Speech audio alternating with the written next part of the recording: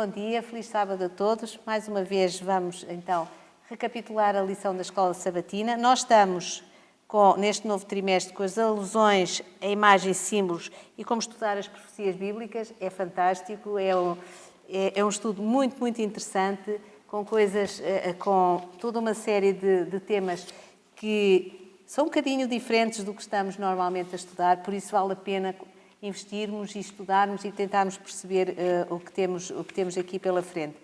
A lição desta semana é a lição número 5 e por isso é sobre ela que nós vamos hoje falar um pouco, eu e o Mariano. Sim. Mas antes disso, eu gostaria de pedir a que todos pudéssemos inclinar os nossos rostos e pedir a unção do Espírito Santo para que possamos efetivamente compreender aquilo que vamos hoje aqui falar. Vamos então orar ao Senhor. Ó querido e bondoso Pai, Senhor nosso Deus, muito obrigada por mais um dia de sábado. Muito obrigada por este privilégio de podermos partilhar a Tua Palavra com aqueles que em casa nos vão escutar. Ajuda-nos, unge-nos com o Teu Santo Espírito para que possamos falar de acordo com a Tua vontade e para que aqueles que nos estão a ver e ouvir possam compreender estas verdades importantes que estão nesta lição. Quero-te pedir uma bênção para todos aqueles que vão estar presentes, para todos aqueles que vão ouvir hoje e talvez mais tarde, que a todos possas continuar a abençoar, Senhor, a proteger e a capacitar e a dar a vontade de te encontrarem nas suas vidas e de contigo caminharem até à vida eterna. Abençoa-nos a nós também, que vamos ser teus servos ao passar e ao recapitular esta lição, para que tudo aqui possa ser dito, seja de acordo com a tua vontade. É o que eu te peço e agradeço humildemente, em nome de Jesus. Amém, Senhor. Amém. Sim, Senhora. Hoje vamos para a segunda parte do tema As Nações. Um estudo muito interessante e esta lição começa com uma coisa que nunca me passaria pela cabeça, mas que aqui está transmitido, que é, aqui diz que ao longo dos séculos, algumas pessoas têm argumentado que Deus quis a queda. E porquê é que Deus quis a queda? Porque era a sua intenção que os seres humanos descessem ao pecado e à morte e assim que Ele, o Senhor, os conduzisse, na pessoa de Jesus, à cruz. Afinal, de outra forma, é que Deus poderia ter demonstrado de um modo tão poderoso e gráfico a profundidade do seu amor pela humanidade, se não morrendo na cruz por ela. Em suma, o que aqui se diz é que Deus precisava que a humanidade caísse. Esta é uma tese que não tem qualquer sentido, não tem pés nem cabeça, como a gente costuma dizer. Sim. E aqui diz mesmo que é horrível e miserável, porque nunca, jamais foi a intenção de Deus que Satanás ou a humanidade caíssem. Essa não é a vontade de Deus. De Deus não provém mal, nem de Deus vem a vontade de que o mal aconteça. Pelo contrário, a rebelião de Satanás e depois, mais tarde, a humanidade, foi uma tragédia que aconteceu com consequências terríveis e imensas e a nossa alegria em Deus é que Ele permaneceu ao nosso lado e mesmo que tudo tenha acontecido, Ele continua sempre do nosso lado. Aqui diz que a nossa alegria nele teria permanecido completa se os nossos pais não tivessem caído. Portanto, nós vamos pegar um bocado nisto e tentar perceber porque é que este tipo de, de soluções ou de ideias pode surgir na mente humana. Porque é que as pessoas pensam, depois de conhecer a Deus, pensam que Deus pode conhecer, que eu duvido que conheçam, porque se o conhecerem verdadeiramente, este tipo de ilações nunca poderia ser retirado. Mas, de qualquer das maneiras, tentar perceber como é que ao longo também do tempo há esta evolução, porque é que as coisas aconteceram. O que é que Deus tem feito através dos seus profetas e dos seus homens que vão aparecendo ao longo das eras que têm passado? E, portanto, é neste âmbito que nós vamos continuar esta semana a analisar estes problemas causados pela queda e o desejo humano, que não é de um governo de Deus, na maior parte dos casos, mas sim de oposição ao governo que Deus sempre planeou e tentou que fosse, no fundo, implantado na humanidade. Satanás, desde há muito tempo, vem colocando aos seres humanos muita culpa a Deus. Aqui, quando se refere que já era a intenção de Deus que a humanidade caísse, vamos lembrar o que aconteceu com Satanás nos céus, quando, por causa do caráter de Deus, ele queria ser igual ou superior a Deus. há uma pergunta que se fez no trimestre passado, no primeiro trimestre: por que Deus não extinguiu totalmente Satanás depois de ter caído? A resposta é: se Deus tivesse extinguido Satanás, o ser humano, até os mundos não caídos, podiam dizer que Deus não é um Deus de amor, não é um Deus de misericórdia. O que Deus queria é mostrar ao ser humano que Ele é um Deus de amor, é um Deus de misericórdia. Mesmo depois de Satanás ter cometido, deu várias oportunidades. Certo. Mas mesmo assim, Satanás não acatou essas oportunidades até o ponto de não ter mais oportunidade de arrepender-se. E com isto, quando vamos na lição de domingo, o primeiro mandamento, aqui também encontramos uma situação. Deus deu certa orientação a Adão e Eva, mas Satanás pega a orientação de Deus, distorce a orientação de Deus e lança para Eva. É verdade. E aí a Eva caiu em tentação. Então, o primeiro mandamento é relativamente à obediência. Exatamente. É interessante que aqui a lição fala de algo que eu achei muito, muito interessante e gostei mesmo muito desta abordagem, que é o Jardim do Éden era uma sala de aula. E na realidade, quando nós pensamos Deus criou Adão e Eva, e Deus ensinou-os na primeira pessoa tudo aquilo que eles necessitavam de saber. Inclusivamente todas estas questões do grande conflito que decorria. Porque o grande conflito estava no seu curso. Já tinha acontecido a expulsão de Satanás e dos seus anjos do céu e, portanto, tudo estava a decorrer em paralelo com a nova vida destes dois seres criados por Deus, que Deus estava a ensinar com todo amor e carinho, numa perspectiva de eles poderem encher uma terra criada perfeita para eles e poder, no fundo, dar continuidade e preencher um vazio criado pela queda de Satanás e dos seus anjos. E quando a gente pensa numa sala de aula, é extraordinário porque, na verdade, Deus nunca deixou ninguém às escuras. Sim. Deus, pelo contrário, desde dos primeiros seres humanos, que o cuidado de Deus foi ensinar, alertar, explicar como é que as coisas são, para que as pessoas pudessem saber e pudessem ter certezas, porque é importante nós termos certezas. E era isso que Deus estava a fazer ali no Jardim do Éden. Ellen White diz que Deus cuidava do Santo Par não apenas como um pai que cuida dos seus filhos, mas considerava-os também como estudantes a receberem instrução do seu Criador. E os mistérios do universo visível, maravilhas daquele que é perfeito nos conhecimentos, proporcionavam a eles uma fonte inesgotável, não só de instrução, mas de prazer. Tão interessante. Sim, nós vimos também que Deus tinha a intenção de educar o seu povo em profundidade. Isso mesmo. Poupando eles também do sofrimento. Mas, infelizmente, não é isso que aconteceu. Pois não. Só não aconteceu da maneira que Deus queria, porque eles não obedeceram. Então, não obedecendo, então eles foram obrigados a serem ensinados de outra maneira, com sofrimento. Ou seja, aquilo que Satanás sempre fez e começou aqui a fazer é a contrafação daquilo que são os ensinos e daquilo que são os ditames de Deus. Ele arranja sempre maneira de contrafazer a vontade de Deus, criar qualquer coisa. Este primeiro mandamento nós podemos pensar, mas tem a ver com os 10 mandamentos? Não tem a ver. Tem a ver e não tem. A obediência é um mandamento inerente aos 10 mandamentos de Deus, porque quando Deus dá a sua lei, Ele diz: a minha lei é dada para que vocês a possam seguir, sob a minha orientação, com o meu apoio, com a minha força, de mão dada. E Satanás vai dizer: não é bem isso. Sim, senhor, a lei está lá, mas não é tanto à letra. Deus diz que não é bem assim, porque Ele é um Deus de amor. Ele até utiliza aquilo que é verdade para introduzir a mentira, que é uma coisa extraordinária. E quando a irmã Paula falou de obediência que está na lei, de certeza que está na lei. Por que está na lei? Porque quando Jesus resumiu a lei em 2 partes, amar a Deus de todo o coração e amar ao próximo, então ali intrinsecamente a obediência está dentro. Exatamente. Porque vai cumprir a lei quem é obediente. Quem não for obediente, na realidade, não vai cumprir não vai cumprir a lei. Então, a obediência está estreitamente ligada com a lei. Nós também encontramos essa questão da queda de Adão e Eva, está estreitamente ligada com as profecias apocalípticas das nações, que é o tema que nós estamos a ver. Na lição da semana passada, nós estudamos as nações, a parte 1. E esta semana parte estamos 2. a estudar a parte 2.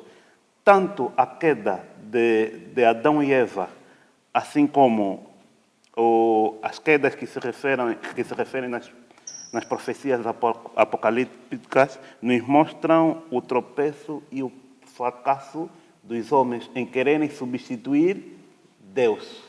É verdade. E a história do povo de Deus, portanto, Deus dá o primeiro mandamento em que, repara, aqui diz que o primeiro verbo de raiz usado é o tsavá, que diz ordenar. É uma instrução, é uma ordem. E Deus diz apenas uma coisa: tudo estava à disposição daquele casal de Adão e Eva. Eles tinham tudo à sua disposição, tinham uma missão, porque Deus não criou seres ociosos, criou seres com objetivos.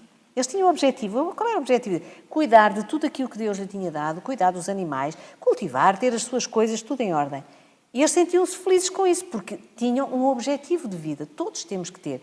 E Deus diz no meio de tudo assim: olha, tudo isto vos dou, menos uma coisa. Há uma coisa que é minha. Isto faz lembrar o dízimo. É a mesma coisa. Deus dá-nos tudo, dá-nos 100, mas depois diz assim: olha, 10 são meus.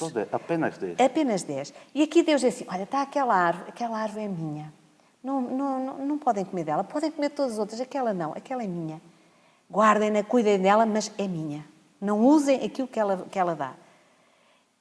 E a gente pensando assim, racionalmente, caramba, com tanto que Deus tinha dado, porquê é que não era sequer questão... Não estou a ver porque é que tenho que ir comer daquela árvore. Mas a verdade é que Satanás sabia o que é que tinha que fazer. Portanto, o primeiro mandamento foi uma ordem: não podem comer daquela, porque a consequência será muito difícil. E segundo as Escrituras, é assim, embora a ordem parecesse assim uma ordem até um bocado, desnexada, vamos dizer assim, o que é que tinham que ser proibidos? A Bíblia diz que não. Tinha que ser assim, por forma a testar algo que Deus tinha concedido àqueles seres criados e a todos que criou, que era eles terem a possibilidade de escolher, seres inteligentes com a capacidade de escolher, de decidirem sobre aquilo que queriam fazer. E mais tarde, aqui estamos a falar da queda no início, e a gente sabe que mais tarde, durante muitos séculos, Deus foi acompanhando o seu povo através dos profetas. E eram os profetas que faziam serviam de intermediários e que, no fundo, davam ao povo os ditames de Deus e orientavam o povo. Até que o povo disse: mas nós queremos ter um rei, nós queremos ter um ser humano a mandar em nós. Não ser Deus a cuidar deles, mas ter um ser humano como eles, portanto, pecaminoso, a mandar neles. E insistiram, até que, efetivamente, Deus acede.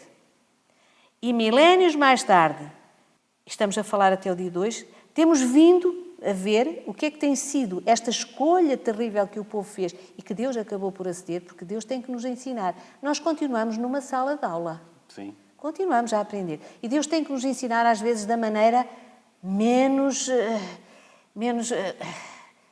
dolorosa, não é? Porque às vezes, Deus tenta ensinar pela menos dolorosa, mas nós puxamos-lo para ter que ir para condições mais drásticas. E foi o que aconteceu. E, na verdade, ao fim de alguns milénios a serem conduzidos por Deus, por seus profetas, eles exigem um rei, e as consequências foi que, à medida que estes reis se foram sucedendo, a maldade deles foi-se multiplicando. Até os dias de hoje, e nós vemos como está o mundo hoje em dia. Como a maldade se multiplicou.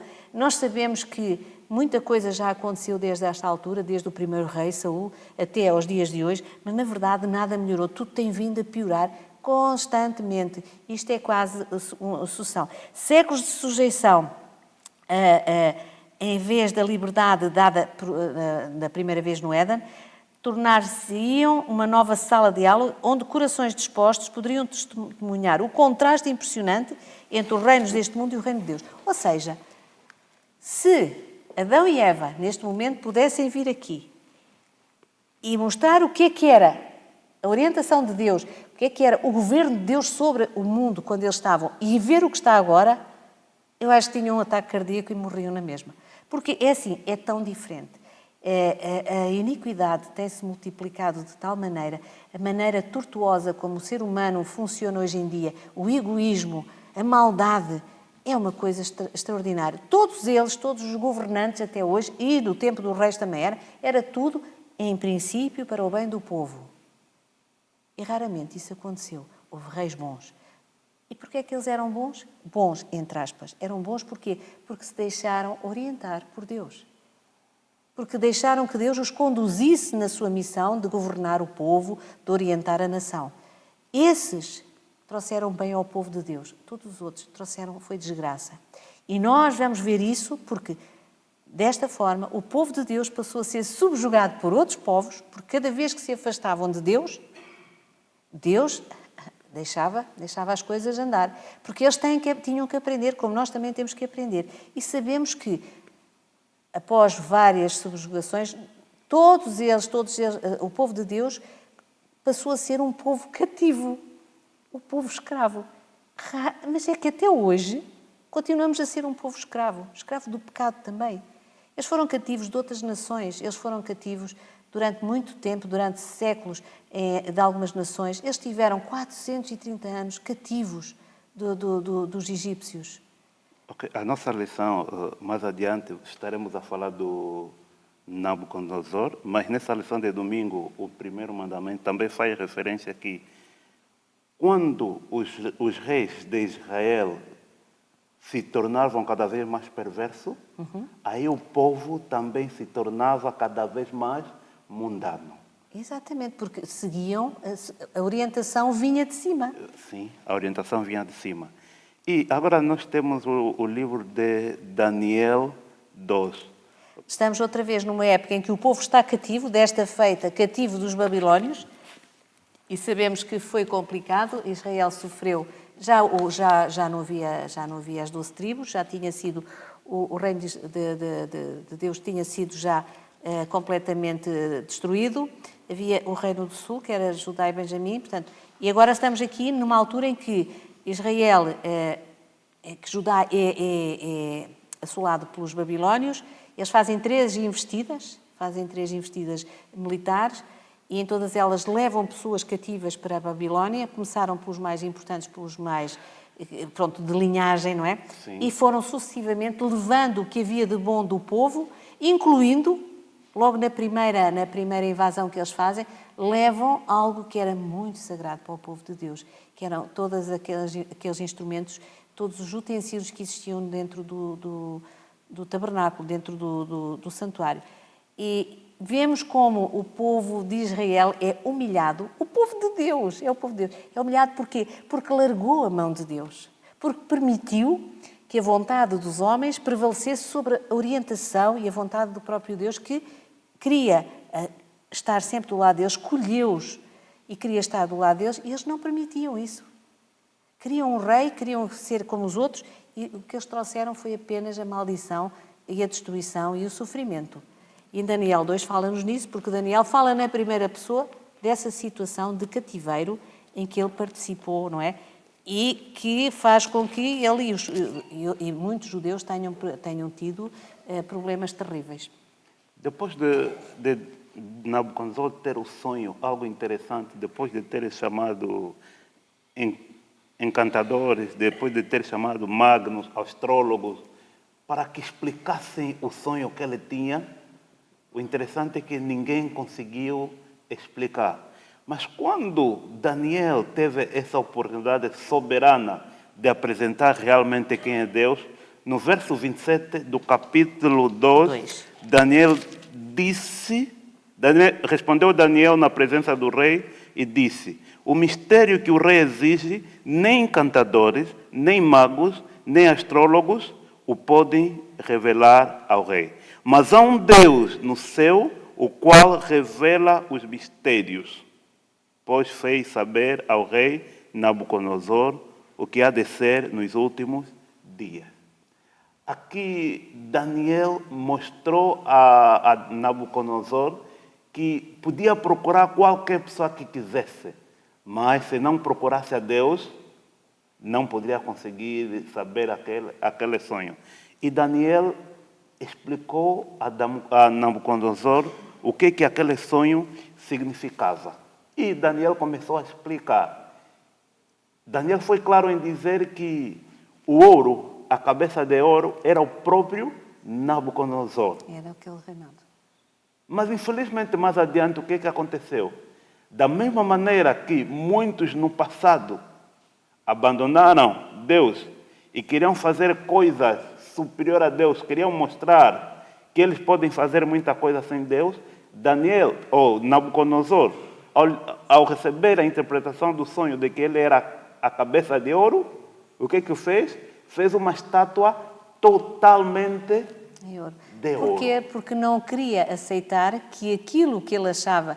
Porque Nabucodonosor dizia, eu fiz, eu criei, eu fiz. Portanto, ele recusou-se a aceitar que após ele viria outro império, neste caso foram a Medo-Pérsia, que viria tomar o seu poder e viria tomar Babilónia. E ele, como não quis crer, porque ele disse, há um Deus, há um único que pode coisa, que é um Deus que há no céu. Ele não quis acreditar, então para eu mostrar que vou ser sempre eu, fez o que fez. Esta sucessão de reinos veio mostrar a Nabucodonosor que nada é eterno a não ser Deus. E aquilo que ele quer. E ele estava-se a recusar a isso. E sabemos que a história de Nabucodonosor é uma história muito interessante. Sim. Ele sofreu para conseguir perceber que era o verdadeiro Deus. Mas depois, no final da sua vida, ele acaba por aceitar esse verdadeiro Deus e dar-lhe toda a honra e glória, porque ele acaba por perceber que só havia um Deus, que era o Deus de Daniel. É engraçado que aqui fala também nesta lição que, ao longo do tempo, apesar desta sucessão de impérios, impérios poderosíssimos, Babilónia veio destruir o Império Assírio, o império brutal que existiu, que derrotou e deu cabo de... Mataram-se naquela altura milhões de pessoas à custa daquele exército bélico dos assírios, mas foram derrotados por Babilónia. Sim. Mas Babilónia, sendo grande, e lá está o ouro, que é o metal mais precioso, mais valioso, e eram eles, porque eram realmente muito avançados, também foi destruído da maneira mais simples e improvável. É da maneira, não foi belicamente, foi estratégia, inteligência. Inteligência que vem de onde? De Deus, porque sim. Ciro foi usado por Deus. E tudo isto. Agora, as pessoas ao longo do tempo, aqui fala nisso, esta visão de Daniel, esta visão da estátua com a sucessão dos vários impérios, dá uma visão muito panorâmica da história do mundo até ao fim dos tempos. Isto é para mostrar que tudo é provisório, é perene. A não ser o quê? Na estátua. Havia algo que ficava para o resto da eternidade. A tal pedra que vem destruir. Exatamente. E diz, não, essa permaneceu. E é engraçado que ao longo dos anos, e não há muitos séculos atrás, nós estamos a falar, aqui fala no final do século XIX, em que, à medida que a ciência, que a Bíblia fala disso, à medida que a ciência, a tecnologia foi evoluindo, porque sim, houve a partir de determinada altura, vê-se as coisas a tomarem rumos em que a inteligência humana acaba por vir trazer toda uma série de invenções e de orientações que fazem com que, previsivelmente, se caminhava para um mundo melhor. Sim. Porque tu sabes, era avanços na medicina, era avanços na técnica. Em todas as áreas. Mas, no tempo do fim, a ciência se multiplicará. Portanto, isto era previsível, porque Deus, desde o início, Deus dotou o ser humano de inteligência. E essa inteligência pode servir para isto que estava a acontecer, para a criação de valor, de novas soluções para a vida das pessoas, para melhorar a vida das pessoas, ou para outras coisas diferentes, como, por exemplo, armamento bélico, coisas para destruir. Dá para as duas situações. A opção é dos homens. A verdade é que as pessoas estavam, nesta altura, com muita confiança no futuro e, logo a seguir, Primeira Guerra Mundial. Sim, a irmã Paula falou dos avanços tecnológicos. De certeza que houve. Mas, à medida que esses avanços tecnológicos foram acontecendo, foram também acontecendo alguns recuos em termos espirituais e morais. Era aí que eu queria chegar. Ou seja, evolui, lá está. A evolução é apenas para um lado. Não é evolução numa visão global das coisas em que, sim senhor, as condições de vida das pessoas a melhorarem, mas espiritualmente as pessoas também a serem enriquecidas. É exatamente o contrário. Aquilo que temos vindo é a ciência avança e a espiritualidade vai ficando para trás e as pessoas estão mais focadas para aquilo que poderá ser a melhoria das condições de vida material. Condições de vida em termos materiais, não em termos espirituais. E por isso é que vem a guerra. Sim. É por isso que vem a guerra. Quando Deus, na sua orientação, vê que o ser humano está a encaminhar-se, ele tem que, a certa altura, atalhar, porque não podemos esquecer, continuamos na sala de aula. Continuamos a aprender. E às vezes, e a maior parte das vezes, nós temos aprendido da pior maneira possível, porque não queremos aprender da melhor maneira. E aqui lá está, entrou a guerra, portanto o otimismo vem todo por aí abaixo, porque aquilo que tinha sido construído é destruído. Muita gente morreu. Muita gente morreu. E de maneira atroz. E desnecessária. E desnecessária, completamente desnecessária. Aqui nos é apresentado uma frase de Martin Luther King Jr. Extraordinária. Uma frase muito interessante. Temos mísseis teleguiados, mas homens mal orientados. Isto é o resumo da história da humanidade. Deus dá-nos a capacidade para coisas extraordinárias. Mariano, é fácil ver que a medicina evoluiu. Aquilo que hoje é possível fazer-se, doenças que eram terríveis, e que o ser humano, juntando a tecnologia, portanto, as máquinas, a robótica, com o saber sobre o corpo humano, o que eles conseguem fazer? Coisas extraordinárias que há uns 20, 30 ou 40 anos quase que seriam chamado, como a gente diz hoje em dia, ficção. Hoje já há cirurgia de robô. Ou seja, Deus dotou-nos de uma capacidade extraordinária. E quando nós conseguimos fazer isto em prol do ser humano, para ajudar o ser humano, é extraordinário. O problema é que, mesmo havendo essa dotação, nós sabemos que hoje em dia muitas das coisas são, digamos que abafadas, porque depois o lucro das indústrias paralelas, por exemplo, na parte farmacêutica, em que os medicamentos são lançados para melhorar a condição de vida, mas se for curar já não interessa muito, porque depois não tem negócio. É assim que funciona este mundo. É um descalabro total. Porquê? Porque a parte espiritual cada vez vai sendo menos alimentada e, portanto, tudo o resto vem ao de cima. E hoje em dia, eu às vezes ponho-me a pensar como é que seria nos tempos do Noé, em que dizia que a iniquidade era de tal forma que Deus já não pôde suportar mais. E eu acho que nós estamos a entrar numa situação dessa, em que a iniquidade é de tal maneira que está a ser difícil para Deus, de certeza, estar a suster os quatro ventos, está a dar a oportunidade àqueles que ainda a merecem. E por isso é que ainda está, senão já teria acabado tudo. A nossa lição nos mostra, nos faz lembrar a sucessão dos elementos, dos metais que faziam parte da estátua. Ele nos apresenta do mais valioso ao menos valioso. Ouro, prata, bronze, ferro e barro. Agora já é uma coisa mesmo que é o básico. Sim, e também nós vimos, aqui nos apresenta Charles Darwin e Karl Marx, que são dos grandes pensadores do século XIX. Eles tiveram certas teorias, onde uma das teorias mais famosas de Charles Darwin é a teoria da evolução. E eles queriam convencer a humanidade que tudo estava a correr bem.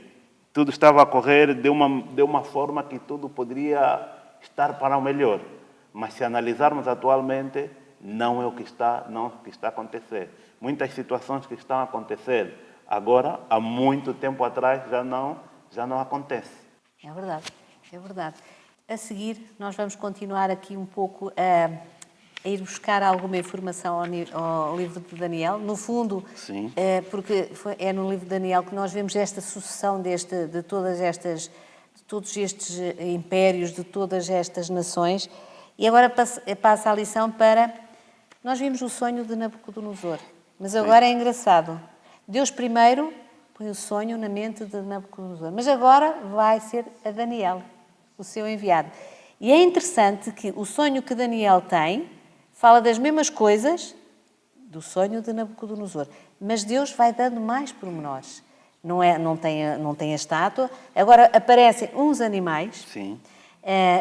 E cada um representa exatamente Os a mesma... mesmos elementos da Só que estátua vai de acrescentando uma série de pormenores e, portanto, vamos vendo que, à medida que o tempo vai passando, Deus vai continuando a dar aos seus profetas, vai informando e vai ensinando, vai mostrando aos seus profetas aquilo que vai acontecer.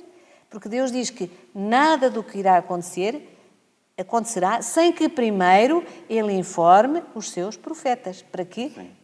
Lá está. Deus não quer que ninguém viva na escuridão. Todos têm que ter o conhecimento. E é o que está aqui a acontecer.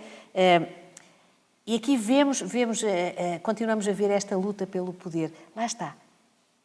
Todas estas sessões têm a ver com algo. É poder, luta pelo poder, é ganância.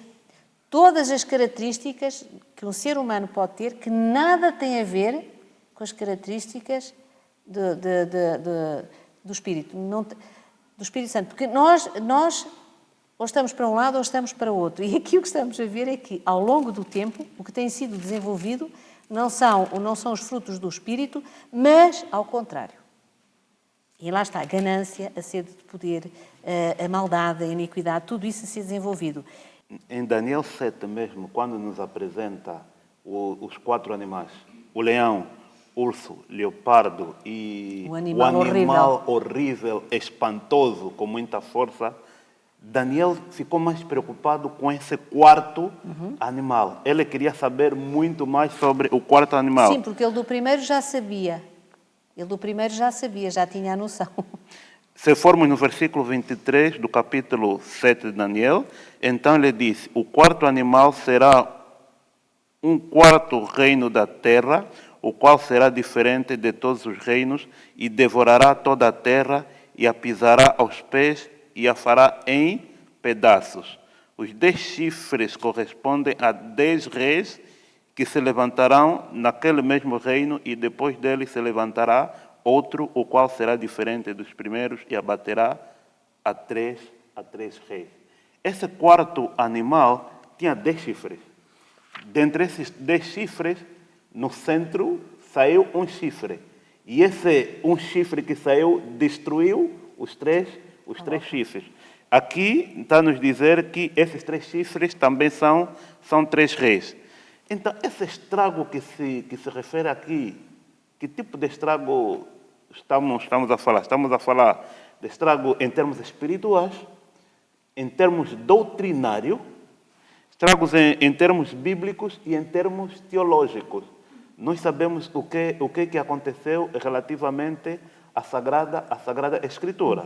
A Sagrada Escritura, muita coisa que está, ou seja, existe uma outra Sagrada Escritura que não é conforme deveria ser, que muita coisa já está alterada, sim, como nós vimos nos 10 Mandamentos e em outros livros também que estão na Sagrada Escritura.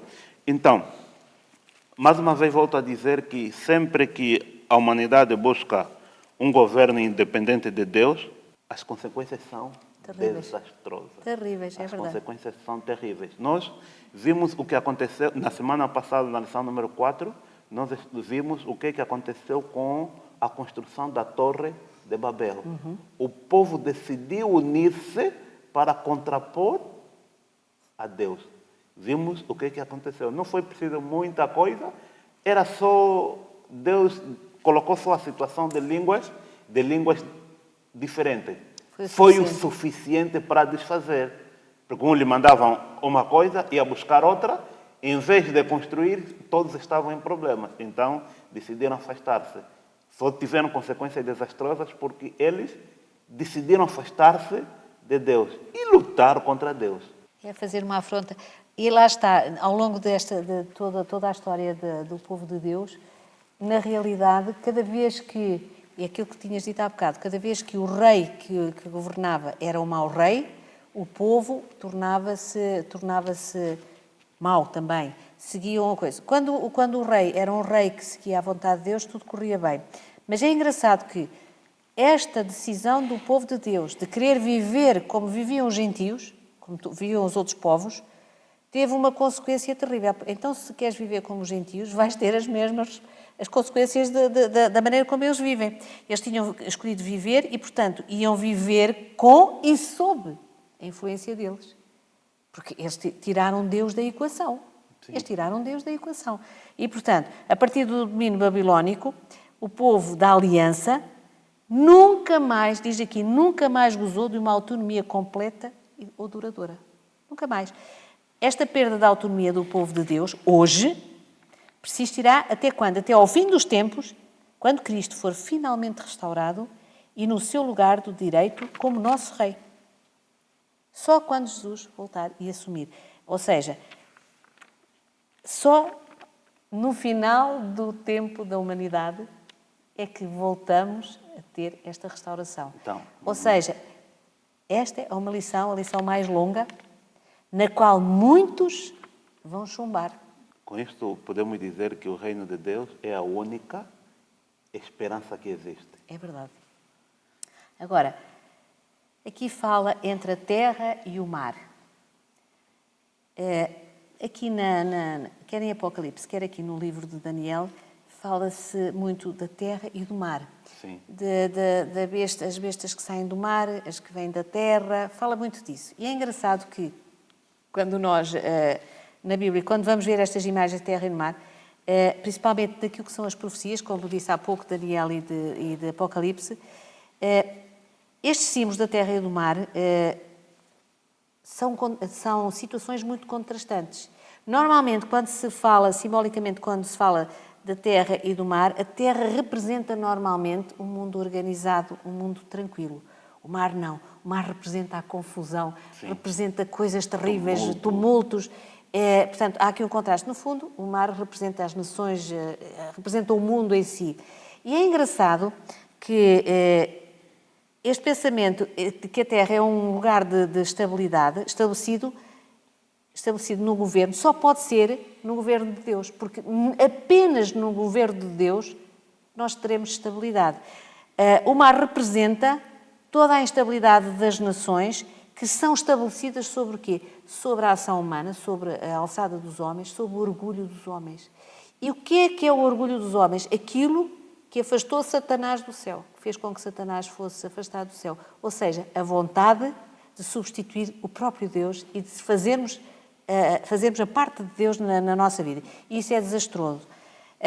E depois fala aqui, isto já estamos em Apocalipse, fala aqui de como o dragão, naquela imagem da mulher que foge para o deserto, sim, é o dragão que lança a água para tentar apanhar a mulher, que é a igreja, que é o povo de Deus, no fundo. Nesta profecia, a água simboliza muitas vezes os governos mundanos, o tumulto e o caos que frequentemente os acompanha. E assim podemos ver como é que Satanás foi capaz de usar massas estimuladas por líderes. Não é preciso serem muitas pessoas, basta meia dúzia de pessoas manipuladas pelo inimigo para converter e levar massas, multidões a seguirem aquilo que não tem nada a ver com a vontade de Deus. E a perseguir, não só a seguirem aquilo que não tem nada a ver, mas também a perseguir aquilo que é o povo de Deus. Sim, e nós vimos, quando a irmã Paula falou da terra que representava um lugar mais manso, mais tranquilo, diz que, infelizmente, existe uma besta semelhante a um cordeiro que um dia falará, como o dragão. Isto encontramos em Apocalipse 13, versículo 11. Aqui está a citar os Estados Unidos da América, a América que de um tempo atrás foi sendo o farol da democracia. Foi a terra que deu guarida, sim, a todos aqueles que fugiram da perseguição no velho continente e vão para aquela terra que os acolhe e que durante muitos séculos manteve aquele povo sem perseguição, sem problemas, a poderem louvar e adorar o seu Deus sem restrições, que são os Estados Unidos da América. E é este lugar que depois ele vai se tornar um lugar perseguidor, Exatamente. contrariamente àquilo que inicialmente se pensava que era um lugar de paz, ou era um lugar de liberdade. É verdade. Mas, no fundo, o inimigo continua a trabalhar. Embora a América nunca tenha sido, diz aqui, embora a América nunca tenha sido um novo Israel, como alguns dos seus primeiros fundadores gostavam de ver, durante muito tempo foi uma terra de liberdade religiosa para milhões de oprimidos religiosos de todo o mundo. Foi na altura em que os cristãos eram os cristãos não eram os cristãos todos, eram aqueles que se tinham rebelado contra o poder papal e que foram perseguidos e mortos, e portanto eles acabaram por fugir, os reformadores e todos os protestantes que não estavam de acordo com aquilo que o papado fazia. Então eles fogem para esta terra que os acolhe. A mulher vai para o deserto, sob as asas de uma águia. E eles vão para lá e durante muito tempo isso foi bom. Infelizmente, este cordeiro que tu estavas a falar, que é uma besta semelhante a um cordeiro, um dia falará como o dragão, que é o que está a acontecer. E os Estados Unidos da América, portanto, tem um farol de liberdade religiosa, que no fundo permitia que as pessoas pudessem estar tranquilamente a adorar a Deus, tornar-se-ão, em quê? Num perseguidor religioso dominante. Vai inverter. Este é mais um exemplo do que aconteceu quando a humanidade escolheu governar-se a si própria em vez de ser governada por Deus. Continuam as consequências desta situação.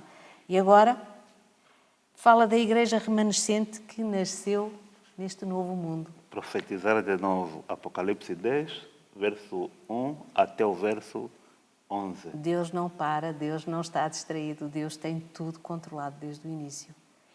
O mais interessante nos estudos da profecia é que muitas vezes não podemos estudar uma profecia isolada, há uma certa interligação. Exatamente. Nós vimos Daniel 2, Daniel 7, Apocalipse 13, então existe uma certa ligação. Agora, quando nos apresenta aqui uma igreja remanescente, de que está a falar essa igreja remanescente? Em Apocalipse 10, num dos versículos, diz que João, quando teve essa visão, foi buscar o livro. O livrinho. Um livrinho. E esse livrinho parecia doce e amargo. Era doce na boca, mas amargo no estômago. Que livrinho era esse? Sim, que livrinho era esse? E o que significava doce na boca e amargo no estômago? Então aqui nós podemos levantar o que aconteceu em 1844, o grande desapontamento. Nós vimos que os nossos irmãos anunciavam a segunda vinda com muita alegria, com muito entusiasmo. Era doce. Mas, quando o evento que eles pensavam que iria acontecer não aconteceu, ali se tornou amargo. Então, quando se estuda a profecia, é uma alegria quando se percebe esses fenômenos. São eventos são situações que foram escritas há muito tempo, de eventos que poderiam acontecer séculos depois, e a situação conseguimos perceber a exatidão que foi escrito há muito tempo atrás. Então, depois do grande desapontamento, deu-se conta que, na realidade, havia mesmo um evento muito importante, mas não é o evento que eles estavam a pensar. Pois, porque ao longo do tempo Deus vai revelando a verdade. Paulatinamente, o povo de Deus vai recebendo a verdade e vai percebendo aquilo que Deus vai revelando. E lá está. Tinham que passar por este grande desapontamento para poderem perceber que aquilo que está escrito na Bíblia, que o dia e a hora ninguém sabe, apenas o Pai, e isso levou-os a estudar com mais ênfase ainda, para tentar perceber o que é que eles tinham visto mal. E sob a inspiração de Deus, eles conseguem perceber qual era o erro e continua. E este é o povo remanescente de Deus. Interessante. Este é o povo remanescente de Deus. E este é o povo que está a preparar e a pregar, tinha que continuar a ser pregado o Evangelho. E é este povo que está a pregar este Evangelho, até à volta de Jesus. E com todas as verdades, porque eles inicialmente não tinham a verdade toda, e à medida que eles vão estudando, eles vão percebendo a vontade de Deus, Deus vai revelando, e neste momento o povo remanescente tem a verdade toda na mão. E tem que a pregar a quem está à sua volta. Ou seja, Deus está a levar este povo para a conclusão da história da humanidade, agora sim, pela mão dele. Pela mão dele. É um povo que, comparado com o total da humanidade, são muito poucos. Mas são aqueles que acreditam, têm a fé em Jesus, acreditam na palavra de Deus, cumprem, obedecem e fazem aquilo que Deus pede. Vá pregar o Evangelho a toda a tribo, a toda a língua, a toda a nação, para que todos tenham a mesma oportunidade de conhecer este Deus Salvador, este Deus que deu o seu Filho unigénito para que todos pudessem ter a salvação, este Deus que está preocupado com a sua criação e quer que todos possam ser salvos, este Deus que está a preparar lugar para cada um dos seus filhos numa terra maravilhosa.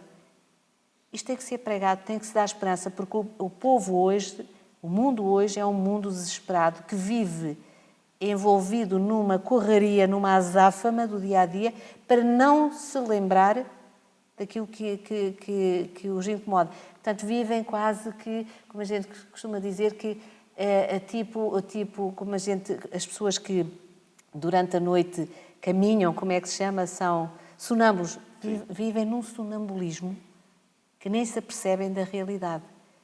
E nós, o povo de Deus, o povo remanescente, temos que ir ter com eles, acordá-los e dizer: acordem. Saiam desse torpor, desse sono, porque a verdade é esta e está a chegar o tempo. Está a chegar o tempo do fim. E também a Bíblia deixa claro e sem ambiguidade de que todos os reinos vão terminar. Amém. E serão erradicados. Será? E virá o reino final. E virá o reino final, que é o reino de Deus, onde não haverá mais pecado, não haverá mais sofrimento, Amém. não haverá doença, o mal já não vai existir e, por fim, a morte. Algo interessante e muito importante que o povo de Deus deve ter esperança nesse reino que há de vir. Já não existe uma única outra esperança a não ser o reino de Deus. E aquilo tudo de mal que existia já não vai existir. Apenas vai existir o quê? As feridas. Em No alguém. corpo de Jesus. Só em Jesus. Só em Jesus, que é para nunca nos esquecermos daquilo que foi.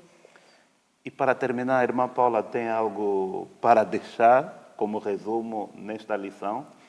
O resumo que esta lição nos deixa é uma lição muito importante nesta escola onde nós estudamos a palavra de Deus, é que o único governo que devemos permitir que nos governe é o governo de Deus.